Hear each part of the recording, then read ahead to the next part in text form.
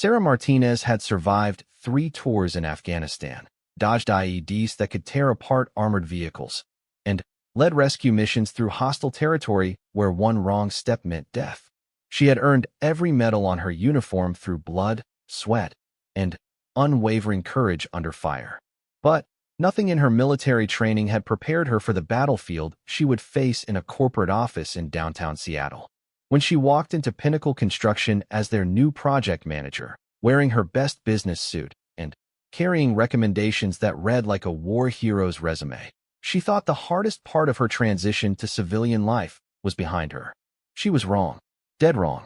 What started as harmless office banter quickly turned into something much darker. The recruits fresh out of college thought they had found an easy target in the quiet woman who kept family photos on her desk instead of trophies. They saw someone they could push around, someone who would back down from their aggressive tactics and crude jokes. They mistook her calm demeanor for weakness and her professional courtesy for fear. They had no idea they were about to learn the most expensive lesson of their careers. Because challenging a combat veteran who had stared death in the face and refused to blink was about to become the mistake that would haunt them forever. This is the true story of what happens when civilian bullies meet military resolve, and why sometimes the most dangerous person in the room is the one who says nothing at all. Sarah Martinez adjusted her blazer one final time before stepping out of her Honda Civic in the parking lot of Pinnacle Construction. The Seattle morning was crisp, with a light drizzle that reminded her of the mountain bases in Afghanistan, though here the air smelled of coffee and concrete instead of dust and diesel fuel. At 32, she carried herself with the straight-backed posture that 12 years in the Army had drilled into her bones. But today she was trying to soften those edges, trying to fit into a world where battles were fought with spreadsheets instead of rifles. The building rose 15 stories into the cloudy sky, all glass and steel that reflected the bustling downtown traffic. Pinnacle Construction had built half the skyline she could see from where she stood, and now they had hired her to manage their largest project yet, a mixed-use development that would house 2,000 families and bring in over $200 million. It was exactly the kind of challenge she had been hoping for when she decided to trade her combat boots for business heels. Walking through the lobby, Sarah noticed everything with the same attention to detail that had kept her alive in war zones. The security guard at the front desk, who barely looked up from his newspaper.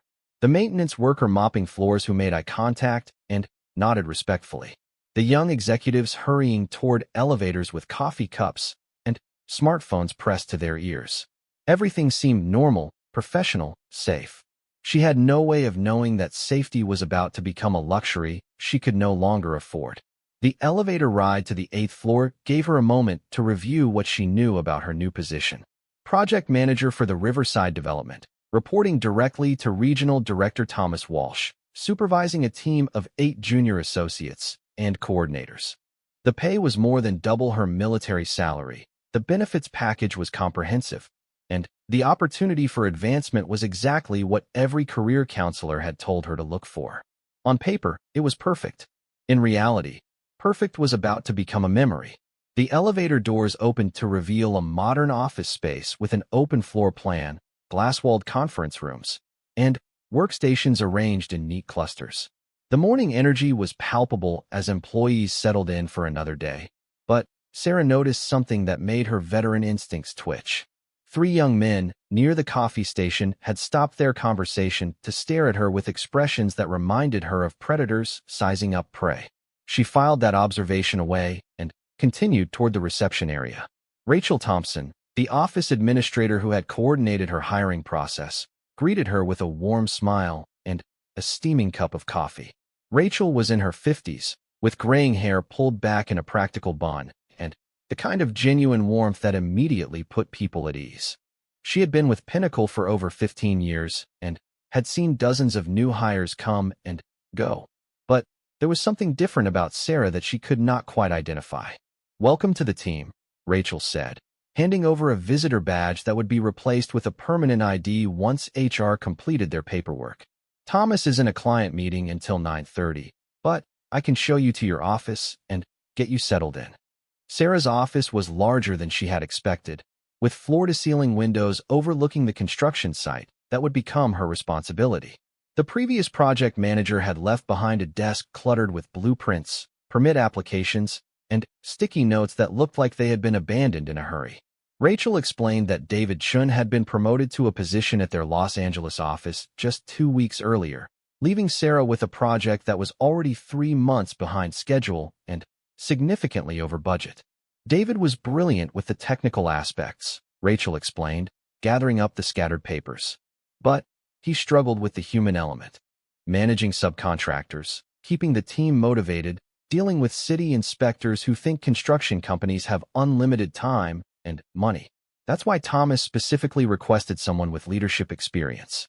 Leadership experience was certainly something Sarah had in abundance, though she wondered if Thomas Walsh fully understood what kind of leadership she had been practicing for the past 12 years. Leading soldiers through combat operations required a different set of skills than leading civilian employees through construction projects, but the core principles remained the same. Set clear expectations, maintain open communication, and never ask your team to do something you would not do yourself. As Rachel left her to get settled, Sarah began organizing the chaos David Chun had left behind. The project files told a story of ambitious plans hampered by poor execution, unrealistic deadlines complicated by weather delays, and a budget that had been stretched beyond its limits by change orders and cost overruns. It was the kind of challenge that would have intimidated most people, but Sarah had learned to thrive in difficult situations.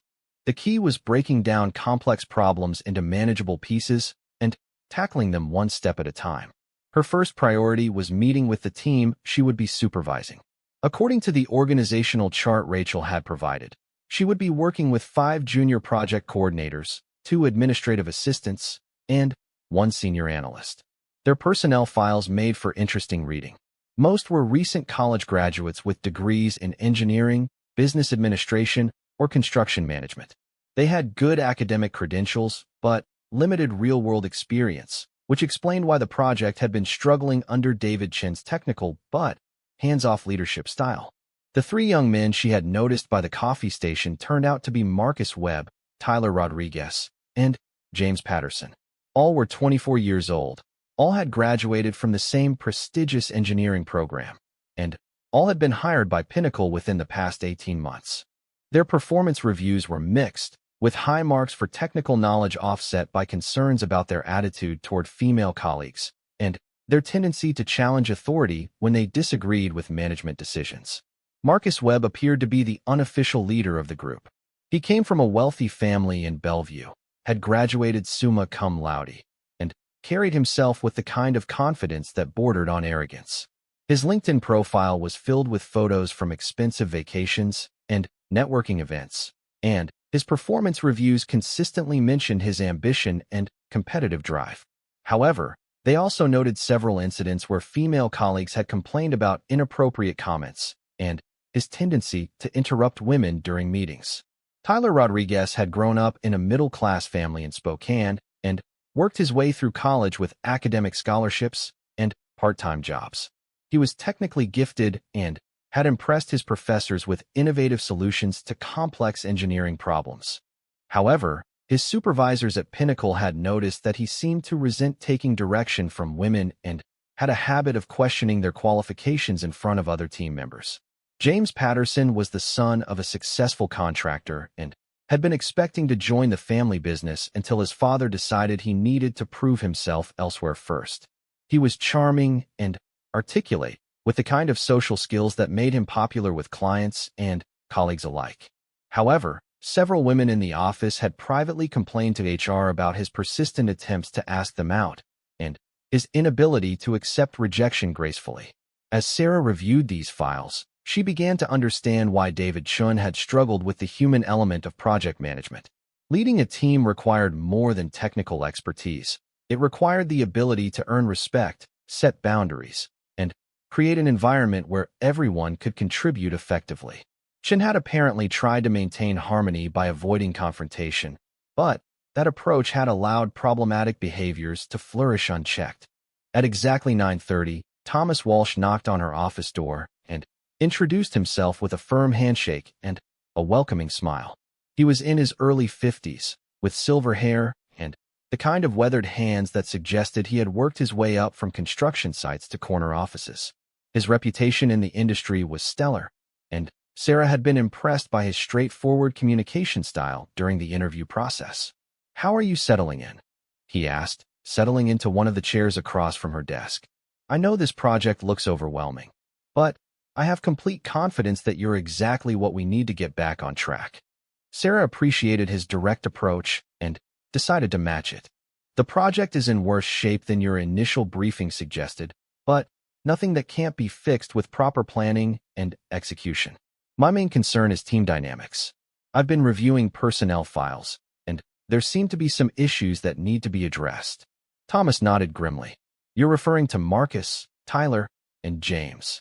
I was hoping you wouldn't notice that right away, but I should have known better than to think I could slip anything past someone with your background. They're technically gifted, and their families have connections that could be valuable for future projects. But their attitude toward female authority has been a persistent problem." "How has that been handled in the past?" Sarah asked, though she suspected she already knew the answer. "David tried to work around it by having me relay instructions through the chain of command, but that undermined his authority and created confusion about who was actually in charge.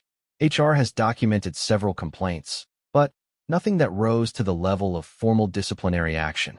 I was hoping that bringing in someone with your leadership experience might help them mature and develop some professionalism." Sarah understood what Thomas was really asking. He wanted her to succeed where David Chun had failed, but he was also hoping she could do it without creating the kind of workplace drama that might lead to lawsuits or negative publicity. It was a delicate balancing act that required her to establish authority without appearing aggressive, maintain professionalism without seeming weak, and demand respect without giving anyone grounds to claim she was difficult to work with. "I'll need to meet with the entire team this afternoon," she said. "Set clear expectations, review project priorities, and establish new protocols for communication and accountability. If there are attitude problems, they need to be addressed immediately before they undermine the entire project." Thomas agreed and promised to attend the meeting to demonstrate his support for her leadership.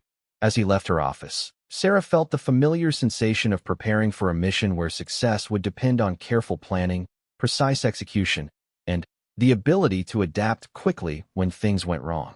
She had no way of knowing that Marcus Webb was already organizing his own mission, one designed to test the limits of her patience and prove that combat veterans could be broken just like anyone else. The morning flew by as Sarah immersed herself in project documents, vendor contracts, and city permits. She created a detailed timeline that would get the Riverside development back on schedule, identified cost-saving opportunities that could bring the budget under control, and prepared a presentation that would demonstrate her competence to anyone who might question her qualifications. By lunchtime, she felt ready for whatever challenges the afternoon might bring.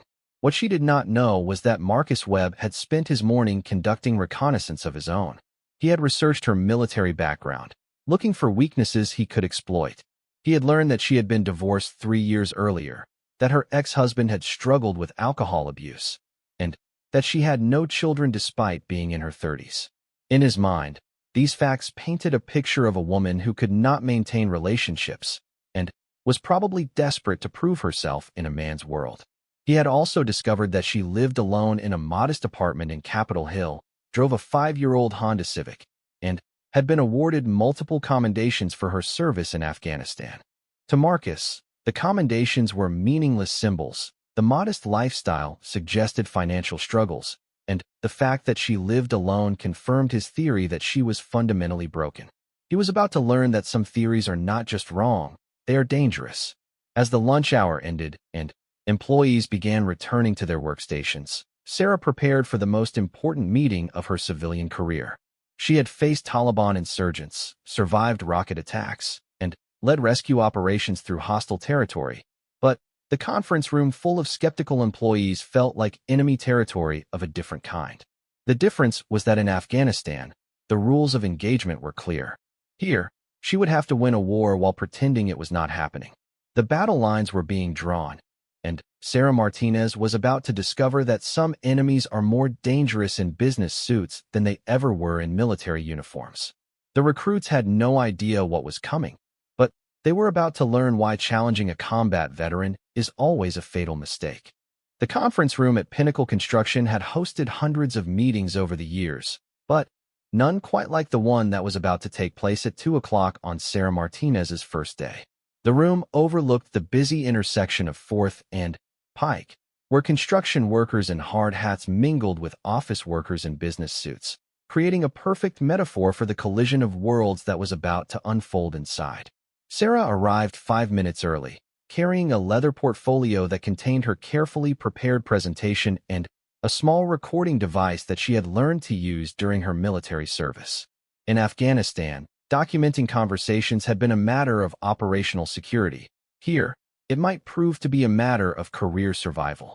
She set up her laptop, tested the projector, and arranged her materials with the same methodical precision she had once used to prepare for combat missions. The team members began filing in at exactly 2 o'clock, and Sarah observed each of them with the same attention she had once paid to potential threats in hostile territory. Marcus Webb entered first, dressed in an expensive suit that probably cost more than Sarah's monthly rent. He chose a seat directly across from where she stood, establishing eye contact that felt more like a challenge than a greeting. His posture was relaxed, almost casual, but there was something in his expression that reminded her of soldiers who were looking for a fight. Tyler Rodriguez followed, carrying a tablet and wearing a polo shirt that showcased the kind of muscular build that suggested he spent significant time in the gym. He took the seat to Marcus's left, creating what appeared to be a coordinated positioning that would allow them to support each other during whatever they had planned. His expression was harder to read than Marcus's, but Sarah noticed that he kept glancing at her legs and, then, smirking at his companions. James Patterson completed the triangle, settling into the chair to Marcus's right with the kind of easy charm that had probably served him well in social situations throughout his privileged life. He was handsome in a conventional way, with perfect teeth and carefully styled hair that looked like it had been cut at an expensive salon that morning. His smile seemed genuine until Sarah looked closely at his eyes, which held the cold calculation of someone who enjoyed making others uncomfortable. The rest of the team filled in around them, creating a dynamic that immediately reminded Sarah of high school cafeterias, where popular students claimed the best tables while everyone else arranged themselves according to social hierarchy. Rachel Thompson took detailed notes, as she did in every meeting, while the other coordinators and assistants seemed nervous about being caught between their new boss and the 3 men who had established themselves as the unofficial power center of the department. Thomas Walsh entered last, taking his place at the head of the table and nodding approvingly at Sarah's professional setup. "Everyone, I'd like you to welcome Sarah Martinez, our new project manager for the Riverside development. Sarah brings 12 years of military leadership experience and an impressive track record of managing complex operations under pressure. I know you'll give her the same support and respect you've shown all our management team." The words hung in the air like smoke from an extinguished fire, and Sarah noticed the micro-expressions that flashed across the faces of Marcus, Tyler, and James. Marcus's smile became slightly wider, but somehow less warm. Tyler shifted in his chair, as if he were preparing to spring into action. James's charming facade never wavered, but something behind his eyes suggested he was already planning his next move. "Thank you, Thomas," Sarah began, her voice carrying the calm authority she had developed while briefing soldiers before dangerous missions. "I'm excited to be here and looking forward to working with all of you to get the Riverside project back on track. I know there have been some challenges over the past few months, but I believe we have the talent and resources to turn things around if we can work together effectively." She clicked to her first slide, which showed a timeline of project milestones and current status. The red zones indicating delays and cost overruns were impossible to ignore, creating a visual representation of the problems that had prompted management to bring her in. "As you can see, we're currently 3 months behind schedule and running 20% over budget. That's not acceptable, and it's not sustainable." Marcus raised his hand with theatrical politeness, but spoke before Sarah could acknowledge him. "I hate to interrupt, but I think there might be some context missing from those numbers. The delays weren't caused by poor management. They were caused by city inspectors who don't understand modern construction techniques, and subcontractors who overpromised and underdelivered. Maybe we should focus on those external factors before we start criticizing the internal processes that David Chen spent months developing.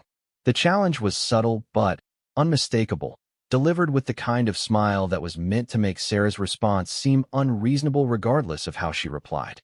Thomas shifted uncomfortably in his chair, recognizing the tactic, but uncertain about how to intervene without undermining Sarah's authority before she had a chance to establish it. Sarah had encountered similar challenges before, though usually from hostile interrogators rather than subordinate employees. The key was to acknowledge the point without accepting the premise, redirect the conversation back to her agenda, and establish that she would not be intimidated by passive-aggressive tactics disguised as helpful suggestions. "You raise an important point about external factors," she replied calmly, clicking to her next slide. "That's exactly why we need better internal processes to anticipate problems and develop contingency plans." David Chun was technically competent, but this project requires more than technical competence. It requires leadership. The word leadership landed like a challenge thrown back across the table, and Sarah watched Marcus's expression shift from theatrical politeness to something more genuine and considerably less friendly.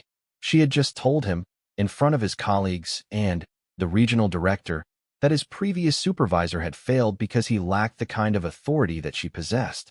It was a calculated provocation designed to force him into the open instead of allowing him to snipe from behind a facade of professionalism. Tyler decided to join the attack, his approach more direct than Marcus's subtle needling. "Leadership is important," he agreed, "but so is understanding the industry. Construction management isn't like military operations where you can just give orders and expect people to follow them without question. Our clients are sophisticated business people who expect collaborative problem-solving, not authoritarian management." The implication was clear. Sarah's military background made her unsuited for the collaborative environment of civilian business. It was a common criticism that many veterans faced when transitioning to corporate roles, based on the stereotype that military leaders were inflexible authoritarians who could not adapt to environments that required consensus building and diplomatic solutions. Sarah had anticipated this line of attack and prepared her response accordingly. "You're absolutely right that this industry requires collaborative problem-solving," she said, clicking to a slide that showed her academic credentials and civilian certifications. "That's why I completed my MBA while serving overseas, earned my project management professional certification, and spent 2 years working with international development organizations that required building consensus among diverse stakeholders with competing interests." She paused, making eye contact with each person in the room before continuing. "Military leadership isn't about giving orders and expecting blind obedience. It's about earning respect through competence, maintaining trust through honest communication, and achieving objectives by bringing out the best in your team. Those principles work the same way whether you're building schools in Afghanistan or skyscrapers in Seattle." James Patterson finally entered the fray, his approach different from both Marcus's intellectual posturing and Tyler's direct confrontation. "That sounds great in theory," he said with the kind of smile that preceded verbal poison. "But I'm curious about the practical aspects. How do you plan to handle situations that require, let's say, a more feminine touch? Client relationships, community outreach, the kind of interpersonal skills that our female colleagues bring to the table." The question was expertly crafted to put Sarah in an impossible position. If she claimed to possess feminine interpersonal skills, she would be accepting the premise that such skills were somehow separate from or inferior to masculine leadership abilities. If she rejected the concept of feminine skills, she could be portrayed as dismissive of her female colleagues. If she ignored the question, she would appear evasive. It was the kind of trap that had probably worked on other women who had found themselves in similar situations. But Sarah Martinez had survived more sophisticated psychological warfare than anything 3 privileged college graduates could devise. She had been interrogated by professionals who were trained to find weaknesses and exploit them, and she had learned to turn questions into opportunities rather than obstacles. "I think you're operating from some outdated assumptions about gender and leadership," she replied, her tone remaining professionally neutral despite the provocation. In my experience, effective interpersonal skills have nothing to do with gender and everything to do with emotional intelligence, cultural awareness, and the ability to understand what motivates different people. I've successfully managed teams that included everyone from 18-year-old soldiers to 50-year-old tribal elders, and I've learned that respect has to be earned through competence and integrity, not gender-based stereotypes. The room fell silent, and Sarah could see that her response had not gone according to their plan. They had expected her to become defensive, emotional, or confrontational, giving them ammunition to use against her in future conflicts. Instead, she had remained calm while exposing the flawed assumptions underlying their questions. Thomas Walsh was trying to hide a smile, recognizing that his new project manager was more than capable of handling herself in hostile situations. Marcus decided to escalate, abandoning subtlety in favor of a more direct approach. "That's an interesting perspective," he said, his voice taking on a harder edge. "But I'm wondering if you've considered how your background might be perceived by our clients and community partners. A lot of people have strong feelings about military involvement in civilian affairs, especially in a liberal city like Seattle. Are you prepared to deal with potential negative reactions to your service record?" The question crossed several lines at once. It questioned Sarah's patriotism, suggested that her military service was somehow shameful or controversial, and implied that her background made her a liability to the company. It was the kind of attack that revealed more about Marcus's character than anything he had said previously, and Sarah recognized it as a desperate attempt to find something that would make her react emotionally. Thomas Walsh started to intervene, but Sarah caught his eye and shook her head slightly. She wanted to handle this herself, and she wanted everyone in the room to see exactly what kind of person they were dealing with. "I'm proud of my military service," she said, her voice carrying a slight chill that made several people sit up straighter. "I served 3 tours in Afghanistan, leading missions that saved American lives and helped build infrastructure that improved conditions for Afghan civilians. I was awarded the Bronze Star for Valor and the Army Commendation Medal for Meritorious Service. If any client or community partner has a problem with that record, they can discuss it with Thomas, because I don't plan to apologize for serving my country with honor and distinction." The words landed with the force of artillery rounds, and Sarah could see the impact in the faces around the table. Marcus had overplayed his hand, revealing himself to be not just a workplace bully, but someone who was willing to attack military service in pursuit of his petty power games. Even his allies looked uncomfortable with the direction he had taken the conversation. Rachel Thompson broke the silence with a question about project scheduling, giving everyone an opportunity to return to safer professional territory. But the battle lines had been drawn, and everyone in the room understood that the conflict between Sarah and the 3 young men was far from over.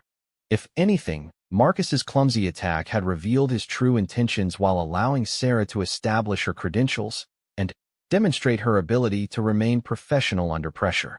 As the meeting continued, Sarah presented her restructuring plan, assigned new responsibilities, and established protocols for communication and accountability.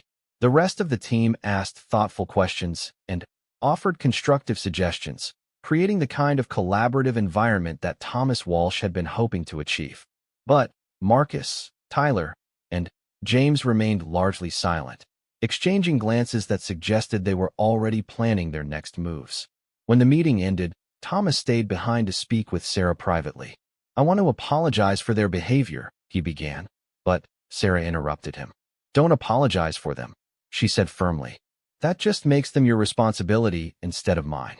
They made their choice today, and now they'll have to live with the consequences. I can handle workplace bullies. I've dealt with much worse than 3 overprivileged kids who think intimidation tactics will make up for their lack of maturity."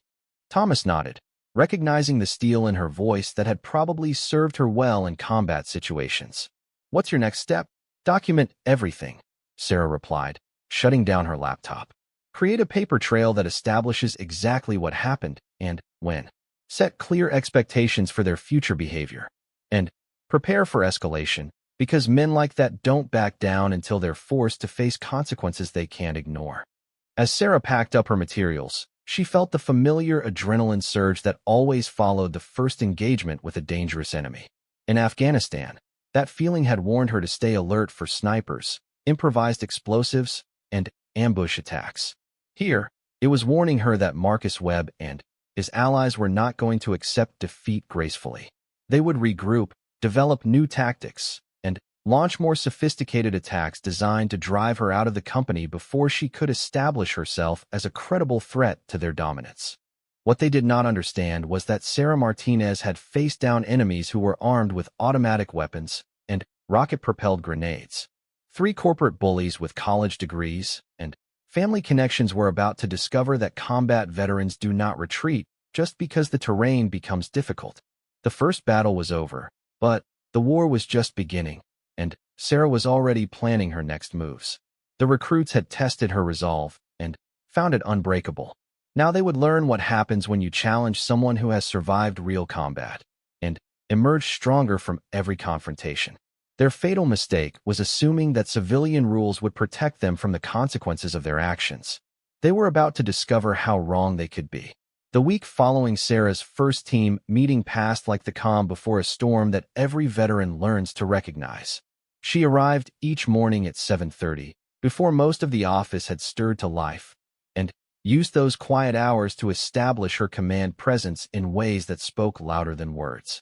Her office became a model of military precision, with project timelines posted on whiteboards, vendor contacts organized in color-coded systems, and progress reports that tracked every detail of the Riverside development with the same thoroughness she had once applied to tracking enemy movements.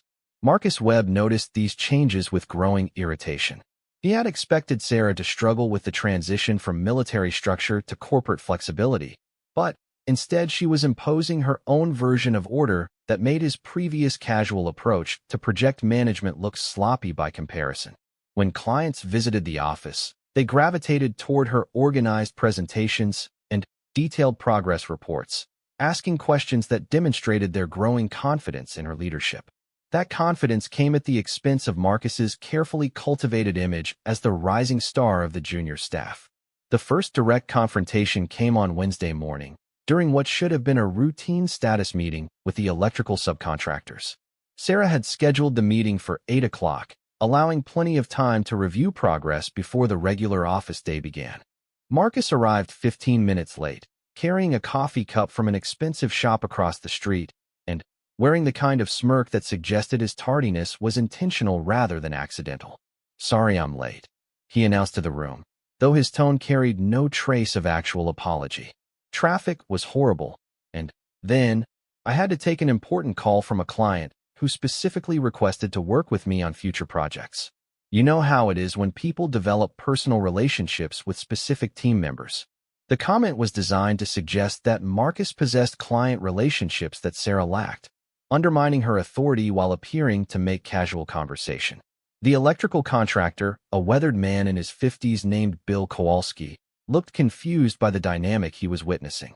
He had been working with Pinnacle Construction for over a decade and had never seen a junior employee interrupt a meeting to boast about client relationships. Sarah responded by continuing her review of the electrical installation timeline, as if Marcus had not spoken, demonstrating that his attempt to disrupt the meeting had failed to achieve its intended effect. "Bill, can you walk us through the revised schedule for the main distribution panels?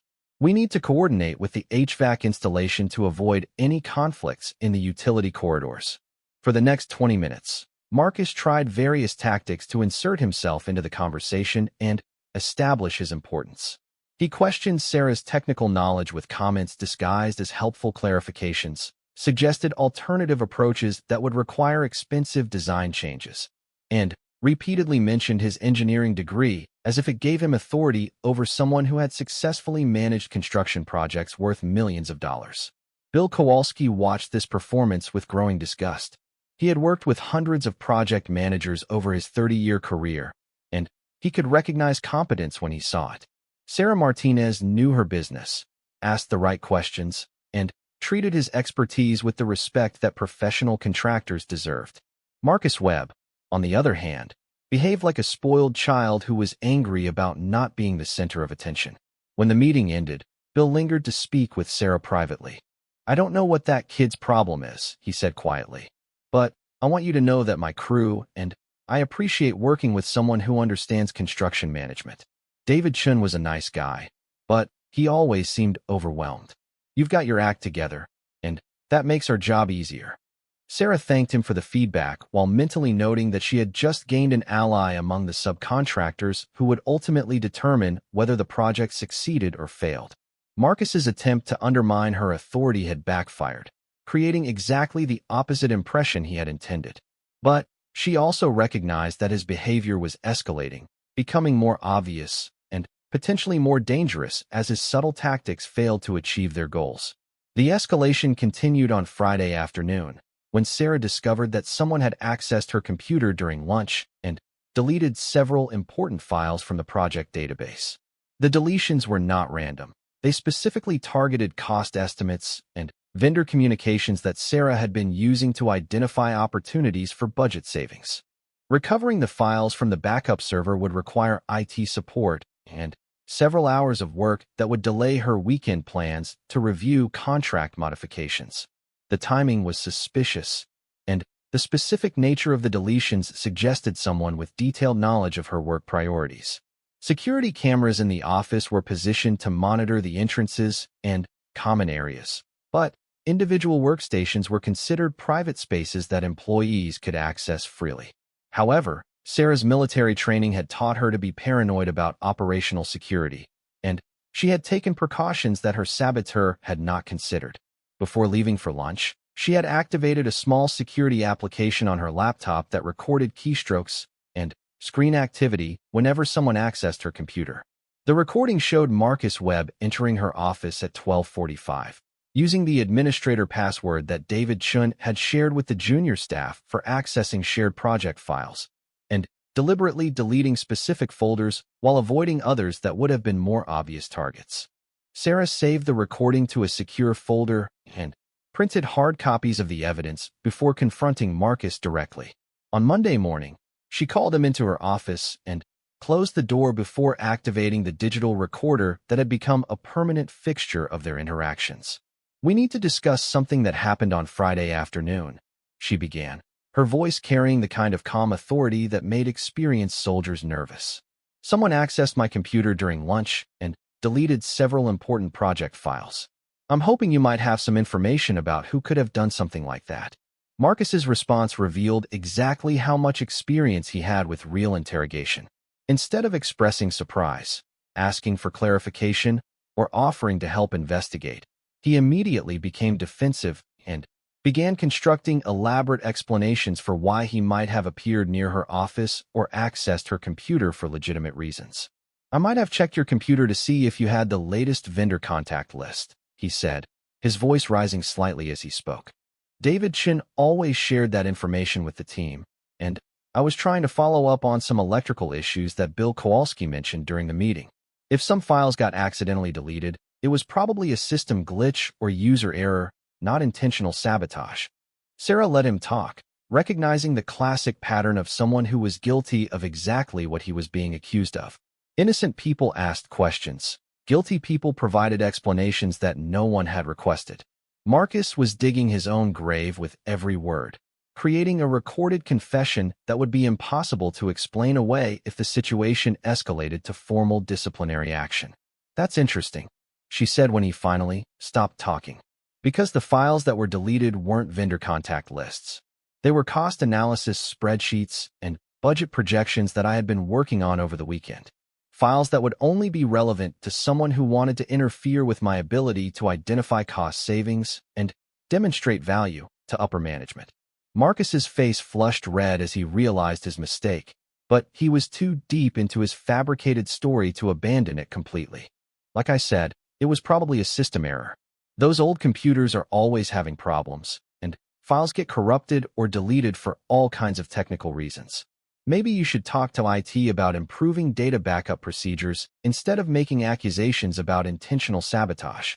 Sarah opened her laptop and turned the screen toward Marcus, showing him the security recording that captured his deliberate deletion of her files.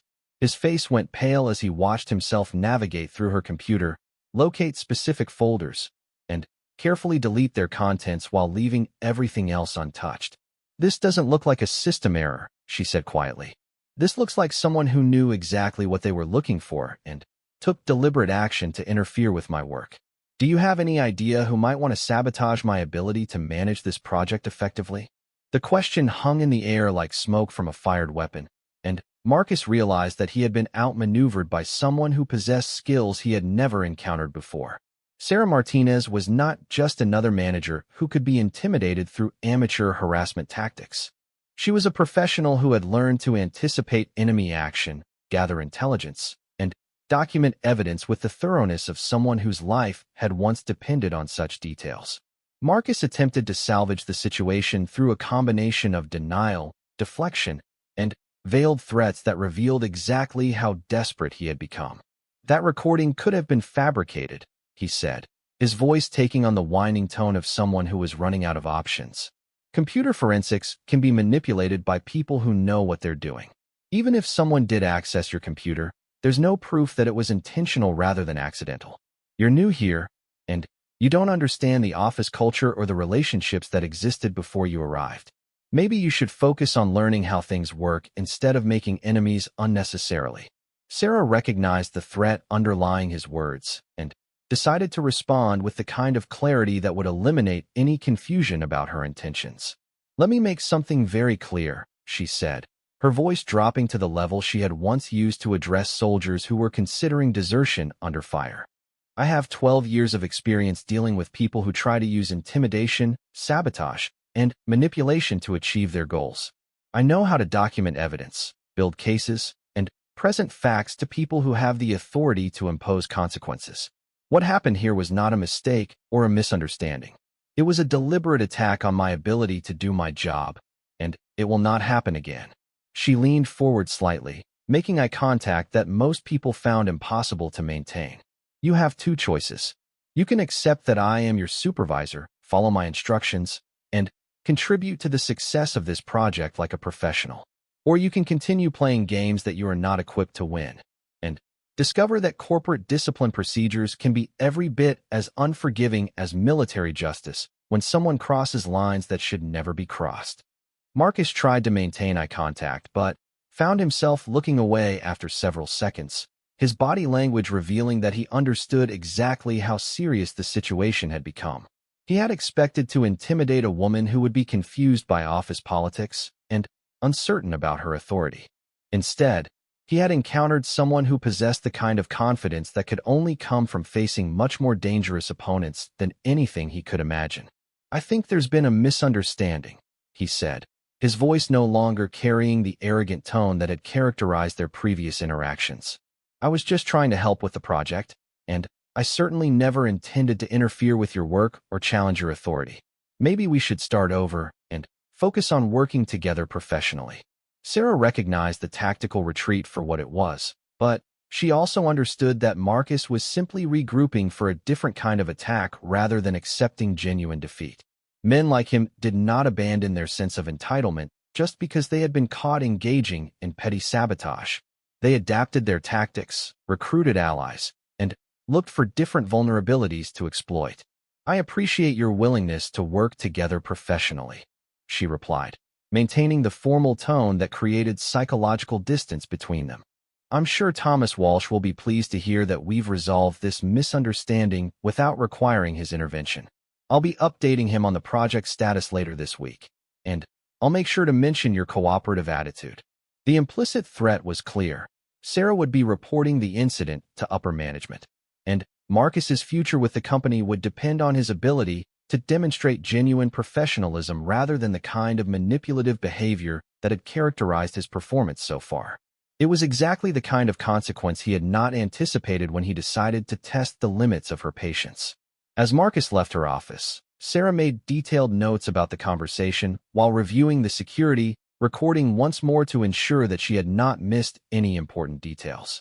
Her military training had taught her that documented evidence was often more powerful than witness testimony, especially when dealing with people who were skilled at manipulating perceptions and creating alternative narratives. She also recognized that the conflict was entering a new phase that would require different tactics and preparation for more sophisticated attacks. Marcus had revealed his willingness to engage in sabotage, but he had also learned that Sarah possessed the skills and technology to detect and document such behavior. His next moves would probably involve recruiting allies, creating plausible deniability, and using institutional processes against her rather than relying on crude interference with her work. The weekend gave Sarah time to develop contingency plans for various escalation scenarios, while also making progress on the Riverside project that demonstrated her competence to anyone who might be watching. She prepared detailed reports that showed measurable improvement in schedule adherence, cost control, and subcontractor coordination. By Monday morning, she had created a paper trail that would make it difficult for anyone to question her performance or suggest that workplace conflicts were affecting her ability to manage the project effectively. What she did not know was that Marcus Webb had spent his weekend conducting research of a different kind, reaching out to contacts at other construction companies, former Pinnacle employees who had left under questionable circumstances, and anyone who might have information that could be used against Sarah Martinez. He was preparing for a campaign that would target her professional reputation, personal history, and psychological stability in ways that would be much harder to document or defend against than simple computer sabotage. The battle was evolving into something that would test every skill Sarah had acquired during her military service, and she was about to discover that some enemies are willing to go much further than anyone should reasonably expect. The three recruits had made their fatal mistake when they decided to challenge a combat veteran. But they still had not learned the most important lesson of all. When you declare war on someone who has survived actual warfare, you better be prepared for consequences that extend far beyond anything you thought possible. The third week of Sarah's employment at Pinnacle Construction began with what appeared to be a professional triumph that would later reveal itself as the opening move in Marcus Webb's most sophisticated attack yet. The Riverside Development Project had achieved its first major milestone ahead of schedule, with the foundation work completed under budget and the electrical rough-in proceeding without the delays that had plagued David Chen's management. Thomas Walsh scheduled a celebration lunch for the entire team, inviting key subcontractors and city inspectors to acknowledge the dramatic improvement in project coordination. Sarah should have been suspicious when Marcus volunteered to help organize the event, offering to handle reservations at an upscale restaurant downtown and coordinate transportation for the group. His sudden enthusiasm for collaboration seemed inconsistent with his previous behavior, but she was focused on preparing a presentation that would demonstrate measurable progress to the assembled guests. She failed to recognize that Marcus had spent considerable time researching her background, looking for pressure points that could be exploited in a public setting where her military training would work against her rather than serving as an asset. The restaurant Marcus selected was the Metropolitan Grill, an establishment favored by Seattle's business elite for client entertainment and professional celebrations.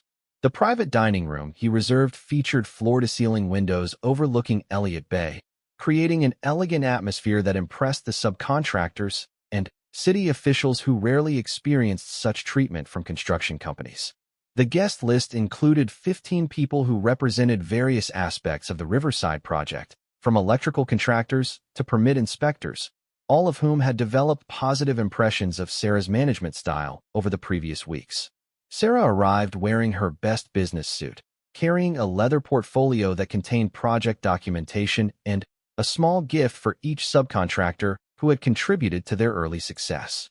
She was looking forward to the opportunity to strengthen professional relationships in a relaxed setting, unaware that Marcus had arranged for a special surprise that would test her psychological resilience in ways that no corporate training could have prepared her for. The lunch began smoothly, with Thomas Walsh offering a toast that praised Sarah's leadership and the team's collective efforts to turn around a troubled project. The subcontractors responded with stories about her attention to detail, respectful communication style, and ability to solve problems without creating additional bureaucracy. Even the city inspectors, who were notoriously difficult to please, acknowledged that working with her had been more efficient than their typical interactions with construction management. Marcus played his role perfectly, offering congratulations that seemed genuine and participating in conversations about future projects with enthusiasm that masked his true intentions. Tyler Rodriguez and James Patterson flanked him at the table, creating what appeared to be a supportive group dynamic, while actually forming a coordinated unit that was preparing to launch their attack when Sarah's guard was at its lowest point. The surprise came during the main course, when a young woman approached the table carrying a bottle of champagne and claiming to be a representative of the restaurant management who wanted to offer additional congratulations for the project's success. She was attractive, professionally dressed, and spoke with the kind of confidence that suggested she belonged in the upscale environment. What she actually represented was a carefully orchestrated psychological operation that Marcus had designed to exploit the most traumatic aspects of Sarah's personal history. I understand you're celebrating a military veteran's successful transition to civilian leadership, the woman said, addressing the entire table while making eye contact with Sarah. That's wonderful to hear, especially given how many veterans struggle with adjustment issues after their service. I hope you've been able to get the support you need for dealing with combat trauma and relationship problems. The comment was expertly crafted to plant seeds of doubt about Sarah's psychological stability while appearing to offer supportive recognition of her military service. The reference to combat trauma suggested that she might be suffering from PTSD or other mental health issues that could affect her professional performance. The mention of relationship problems was designed to remind everyone that she was divorced and living alone, implying personal failures that might indicate broader character flaws.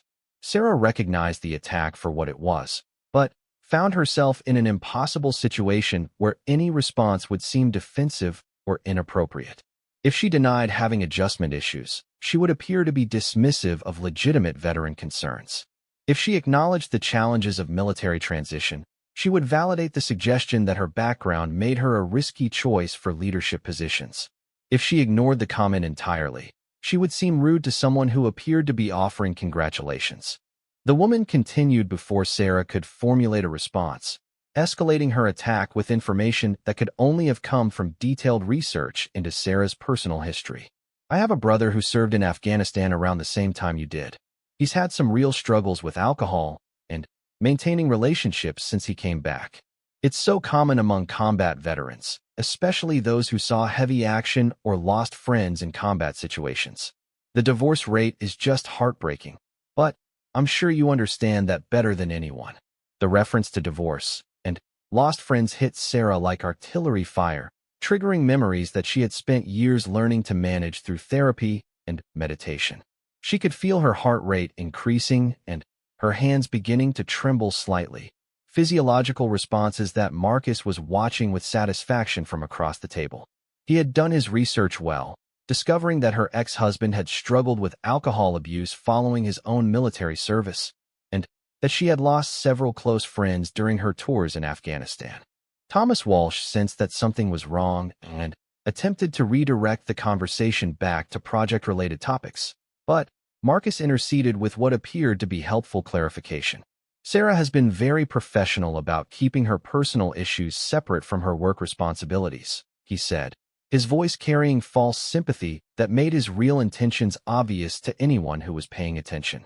We all appreciate how she's managing whatever challenges she might be facing outside the office. The comment was designed to reinforce the suggestion that Sarah was dealing with personal problems that required active management to prevent them from affecting her professional performance. It also positioned Marcus as someone who was being supportive and understanding, creating an image of himself as a thoughtful colleague who was aware of her difficulties, but generous enough to overlook them. Sarah realized that she was facing the kind of coordinated psychological attack that she had encountered during hostile interrogations in Afghanistan, but the civilian setting made her usual defensive strategies impossible to employ. She could not respond with the direct confrontation that would have ended the situation immediately, because that would have validated the suggestion that she was emotionally unstable or prone to aggressive behavior. She could not call out Marcus's obvious involvement without appearing paranoid or making accusations that would be impossible to prove in front of witnesses who had not observed his previous harassment. Instead, she drew upon the deepest reserves of her military discipline and responded with the kind of grace under pressure that had earned her commendations for leadership in combat situations. I appreciate your concern for veteran welfare, she said to the woman, her voice remaining steady despite the emotional turmoil she was experiencing. Military service teaches you to focus on mission accomplishment regardless of personal challenges, and that training serves me well in civilian leadership positions. She then addressed the entire table with a confidence that belied the psychological warfare she was enduring. What I've learned from military experience is that effective teams support each other through difficult times while maintaining focus on shared objectives. The success we're celebrating today reflects that kind of teamwork, and I'm grateful to be working with people who understand the difference between professional excellence and personal perfection.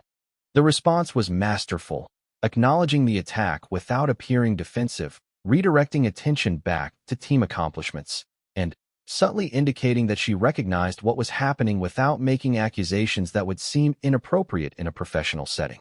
But Marcus had anticipated that she would handle the initial assault with military discipline, and he had prepared a follow-up attack that would push her beyond the limits of anyone's emotional control. The woman, who was clearly working from a script that Marcus had provided, delivered the final blow with surgical precision. That's such a healthy attitude. My brother had trouble maintaining that kind of perspective, especially after his best friend was killed by an IED explosion. The survivor guilt really affected his judgment, and he started making impulsive decisions that hurt his career and his marriage. But it sounds like you've found better ways to cope with those kinds of traumatic memories. The reference to IED explosions and dead friends was not random. It was based on specific information about Sarah's service record that Marcus had obtained through contacts at other companies who had access to security clearance databases. Sarah had indeed lost her closest friend, Staff Sergeant Jennifer Walsh, in an IED explosion during her second tour in Afghanistan, and the guilt over surviving that attack had contributed to the breakdown of her marriage and years of struggle with depression and anxiety. For a moment, Sarah's composure cracked, and everyone at the table could see the pain that flashed across her face before she regained control. Her hands clenched into fists under the table, her breathing became shallow, and her eyes took on the distant look that combat veterans sometimes displayed when traumatic memories were triggered unexpectedly. It lasted only a few seconds, but it was enough for Marcus to achieve his objective of demonstrating that she could be broken under the right kind of pressure. Thomas Walsh recognized that the situation had gone far beyond appropriate professional interaction and stood up to escort the woman away from the table. "I think there's been some confusion about the nature of this celebration," he said firmly. "This is a business lunch focused on project achievements, not a venue for discussing personal issues. I'll need to ask you to leave our private dining room immediately." As the woman departed, Sarah excused herself to visit the restroom, where she spent 10 minutes using breathing techniques and grounding exercises to regain her emotional equilibrium. She stared at herself in the mirror, recognizing the hollow-eyed expression she had worn during the worst periods of her military service, and made a conscious decision about how she would respond to Marcus's escalating attacks. When she returned to the table, the atmosphere had shifted dramatically.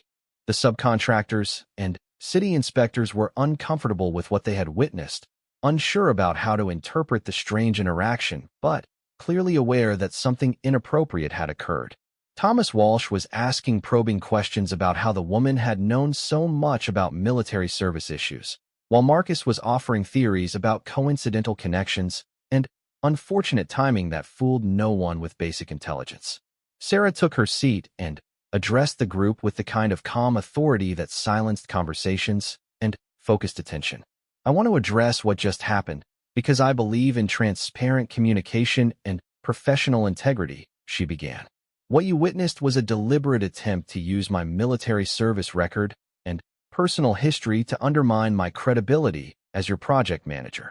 The statement landed like a grenade in the quiet dining room, and Sarah could see the immediate impact on every face around the table. She had just accused someone of conducting psychological warfare in a business setting, using language that made the severity of the situation impossible to ignore or minimize. "I served 3 tours in Afghanistan, led combat operations that saved American lives, and earned decorations for valor under fire," she continued, her voice carrying the steady cadence of someone who had briefed troops before dangerous missions. "I also lost friends in that service, struggled with survivor guilt, and ended a marriage that could not withstand the pressures of military deployment and combat trauma. Those experiences shaped who I am today, but they also taught me to recognize enemies who use personal information as weapons. She made eye contact with Marcus, her expression leaving no doubt about who she held responsible for what had occurred. What happened here today was not a coincidence or a case of mistaken identity. It was a coordinated attack designed to make you question my fitness for leadership by exploiting the most painful aspects of my personal history. The person responsible for arranging this attack has just demonstrated exactly why challenging a combat veteran is always a fatal mistake. The silence that followed was broken by Bill Kowalski, the electrical contractor who had become one of Sarah's strongest supporters among the subcontractors. "Ma'am, I don't know what kind of game some people think they're playing, but I want you to know that my crew and I judge people by their actions, not their personal history. You've been the best project manager we've worked with in years, and anyone who tries to undermine that with cheap shots doesn't deserve to be on this team." His statement was echoed by other subcontractors around the table, creating a chorus of support that demonstrated Marcus's attack had backfired completely. Instead of making Sarah appear weak or unstable, his tactics had revealed his own character in ways that shocked and disgusted the professional men and women who witnessed them. He had exposed himself as someone who was willing to exploit military trauma for personal gain, crossing ethical lines that most people found unforgivable. Thomas Walsh concluded the lunch by announcing that there would be a comprehensive investigation into how confidential employee information had been obtained and misused, and that anyone found to be involved in harassment or sabotage would face immediate termination. His support for Sarah was unequivocal, but she recognized that the real battle was just beginning. Marcus had revealed the full extent of his ruthlessness, and she would need to prepare for whatever desperate measures he might attempt when he realized that his career at Pinnacle Construction was effectively over. As the group dispersed, Sarah remained behind to speak privately with Thomas. "This is going to get worse before it gets better," she warned him. "Men like Marcus don't accept defeat gracefully, and they certainly don't accept it from women who have proven them to be inferior. He's going to escalate to tactics that will shock everyone who thinks they understand workplace harassment." Thomas nodded grimly, recognizing that he was dealing with something far more serious than typical office politics. "What do you need from me?" "Document everything, involve HR in all future interactions, and prepare for the possibility that this will require legal intervention," Sarah replied. "And understand that I'm not going to be the victim in this situation. I've survived worse enemies than Marcus Webb, and I'm going to make sure he learns exactly what happens when you declare war on someone who knows how to fight back." The recruits had just discovered that their fatal mistake was not simply challenging a combat veteran, but underestimating what she was willing to do when pushed beyond the limits of professional tolerance. The real war was about to begin, and Sarah Martinez was preparing to demonstrate why military veterans are trained to achieve victory regardless of the cost to their enemies. The final phase of the war between Sarah Martinez and Marcus Webb began 48 hours after the disastrous lunch at the Metropolitan Grill, when Thomas Walsh called Sarah into his office for a conversation that would change everything. The regional director's face was grim as he gestured toward a chair across from his desk, and Sarah immediately recognized the expression of a commanding officer who had discovered intelligence that would alter the entire strategic situation. "We've completed our preliminary investigation into yesterday's incident," Thomas began, opening a thick folder that contained printouts, photographs, and what appeared to be sworn statements from multiple witnesses. "What we found goes far beyond workplace harassment. Marcus Webb has been conducting a systematic campaign against you that involved identity theft, privacy violations, and potentially criminal behavior that could expose this company to massive liability." Sarah had expected some form of escalation, but the gravity in Thomas's voice suggested that Marcus had crossed lines that even she had not anticipated. "What exactly did you discover?" Thomas spread several documents across his desk, creating a timeline that revealed the full scope of Marcus's operation against her. "The woman who approached you at lunch was Amanda Morrison, a freelance actress who was hired through a modeling agency to pose as a restaurant representative. Marcus paid her $500 and provided detailed personal information about your military service, your divorce, and the friends you lost in Afghanistan. Information that came from hacking into confidential military databases through a contact at a private security firm. The revelation hit Sarah like a physical blow, not because she was surprised by Marcus's willingness to engage in illegal activity, but because of the resources and planning that his attack had required. He had not acted impulsively. He had developed and executed a sophisticated operation that involved multiple people, significant financial investment, and access to classified information that should have been protected by federal privacy laws. There's more, Thomas continued, handing her a security report that made her blood run cold. We discovered that Marcus has been photographing your car license plate, following you home after work, and taking pictures of your apartment building. He hired a private investigator to research your financial situation, your medical records, and your dating history. He's been building a comprehensive dossier that includes details about your therapy sessions for combat PTSD, your prescription medications, and your credit score.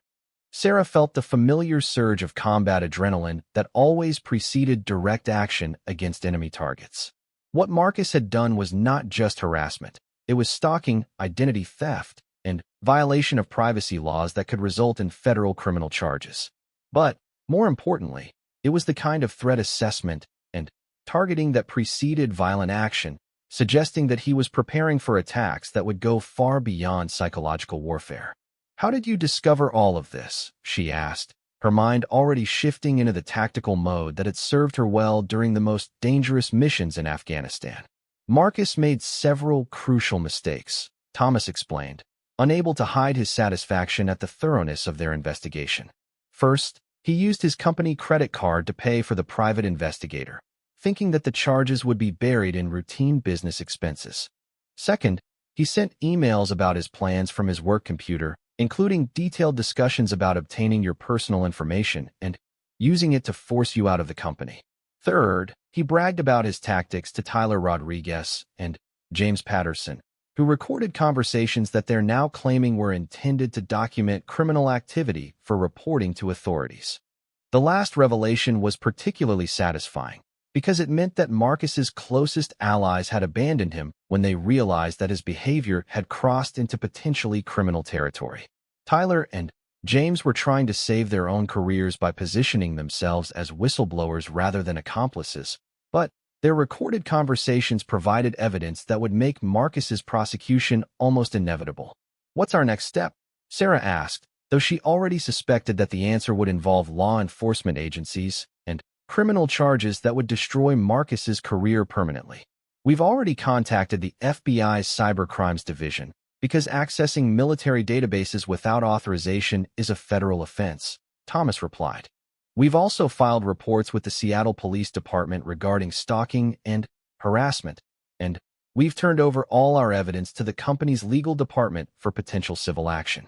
Marcus Webb's employment with Pinnacle Construction was terminated this morning, and he's been banned from company property pending the outcome of criminal investigations.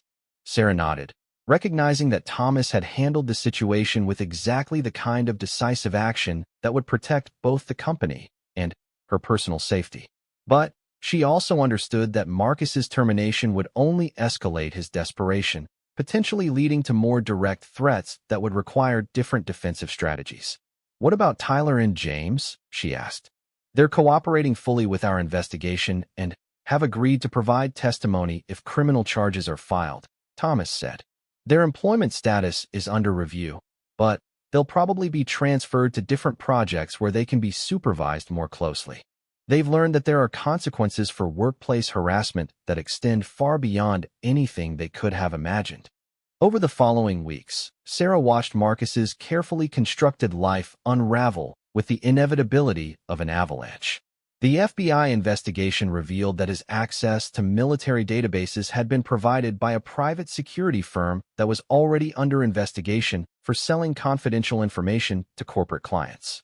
His use of that information to harass a veteran employee brought additional federal charges that could result in years in federal prison. The private investigator he had hired immediately cooperated with authorities when faced with potential accessory charges, providing detailed records of Marcus's requests for personal information and photographs. Those records painted a picture of someone who was escalating toward potentially violent action, transforming what might have been treated as a civil employment dispute into a criminal stalking case that prosecutors took very seriously. Marcus's wealthy family hired expensive lawyers who tried to minimize his exposure by claiming that he had been acting on his own initiative without understanding the legal implications of his actions. But the recorded conversations with Tyler and James revealed detailed planning and explicit intent to drive Sarah out of her job through psychological warfare, making it impossible to portray his behavior as misguided enthusiasm or professional competition. The most damaging evidence came from Marcus's own computer, which contained a folder labeled Target Assessment that included hundreds of photographs of Sarah, detailed maps of her daily routines, and what appeared to be practice scripts for confrontations designed to trigger her PTSD symptoms.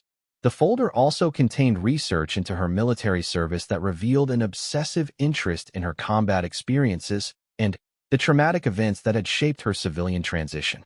When Sarah was interviewed by FBI agents who specialized in stalking cases, she was impressed by their professionalism and their understanding of the unique vulnerabilities that veterans faced when targeted by sophisticated harassment campaigns. They explained that Marcus's behavior fit a pattern they had seen in other cases where civilian predators targeted military personnel, using their service records and trauma histories as weapons in ways that would have been impossible against other victims. What he did to you represents a new category of cyber stalking that specifically targets veterans, explained Special Agent Rebecca Torres, who had been investigating similar cases across the Pacific Northwest. The access to military databases, the use of combat trauma as psychological weapons, and the systematic invasion of privacy represent a level of sophistication that suggests this was not his first attempt at this kind of harassment. That revelation led to additional investigations that uncovered evidence suggesting Marcus had targeted other female employees at previous jobs, using similar tactics but stopping short of the illegal database access that had finally brought him to law enforcement attention. 2 women from other construction companies came forward with stories about harassment campaigns that followed the same pattern of personal research, psychological warfare, and escalating intimidation that Sarah had experienced. The media attention that followed Marcus's arrest created exactly the kind of public scrutiny that his wealthy family had hoped to avoid. Local news outlets picked up the story of a privileged young man who had used illegal methods to harass a decorated combat veteran, creating a narrative that resonated with veterans' advocacy groups and women's rights organizations throughout the region. Sarah found herself reluctantly thrust into a spokesperson role that she had never sought, invited to speak at conferences about workplace harassment and veteran employment issues. Her story became a case study in how military training could be used to survive civilian threats that were psychologically similar to combat situations, but also how legal institutions could provide protection that was not available in war zones. The civil lawsuit that Pinnacle Construction filed against Marcus and his collaborators resulted in damages that exceeded $200,000, including legal fees, investigation costs, and compensation for the harassment that Sarah had endured. More importantly, it established legal precedents that made similar future attacks more difficult to execute and more expensive for perpetrators who thought they could target veterans with impunity. Marcus Webb's sentencing hearing attracted a packed courtroom that included many of the subcontractors and city officials who had witnessed his attack at the Metropolitan Grill. Sarah attended wearing her military dress uniform, complete with the decorations she had earned through valor in Afghanistan, creating a visual reminder of the service that Marcus had tried to use against her. When given the opportunity to address the court, Sarah spoke with the same calm authority that had characterized her leadership throughout the crisis. Your Honor, what Marcus Webb did to me was not a case of workplace harassment or professional competition. It was psychological warfare conducted against an American veteran by someone who thought my military service made me an easy target for manipulation and intimidation. She paused, making eye contact with Marcus for the first time since his arrest, seeing the defeated expression of someone who had finally learned the cost of challenging an opponent who was better trained, better prepared, and more ruthless than he could have imagined. Military service teaches you that some battles are worth fighting regardless of the personal cost, and That victory sometimes requires making examples that will deter future attacks against other potential victims. Marcus Webb chose to declare war on someone who had survived real warfare. And today he's learning that combat veterans don't retreat just because the enemy escalates their tactics. Marcus was sentenced to 18 months in federal prison, 3 years of supervised probation, and court-ordered psychological counseling that would be required before he could seek employment in any position that involved supervising other people. His conviction would also make it impossible for him to pass background checks required for most professional positions, effectively ending the career he had tried to preserve through his attacks on Sarah. Tyler Rodriguez and James Patterson received lesser sentences that included community service, mandatory training in workplace harassment prevention, and permanent notations in their employment files that would follow them throughout their careers. Their cooperation had saved them from criminal prosecution, but their reputations in the construction industry were permanently damaged by their association with Marcus's campaign. 6 months after Marcus's conviction, Sarah was promoted to Regional Project Director, a position that gave her oversight responsibility for construction projects throughout the Pacific Northwest. The Riverside development was completed ahead of schedule and under budget, earning recognition from industry organizations and establishing Sarah's reputation as one of the most effective project managers in the region. Thomas Walsh nominated her for a National Leadership Award that recognized veterans who had made exceptional contributions to civilian industries, and her acceptance speech became widely quoted in business publications that were looking for examples of successful military-to-civilian transitions. "What I learned from this experience," she told the audience of business leaders and veteran advocates, "is that the same skills that make someone effective in military leadership translate directly to civilian success. But only if you're willing to defend those skills against people who mistake professionalism for weakness." She concluded with words that became a rallying cry for other veterans who faced similar challenges in civilian workplaces. Combat veterans don't just survive hostile environments. We learn to identify threats, neutralize enemies, and achieve victory under conditions that would break other people. That training doesn't become less valuable when we trade military uniforms for business suits. It becomes the foundation for success that no civilian enemy can overcome.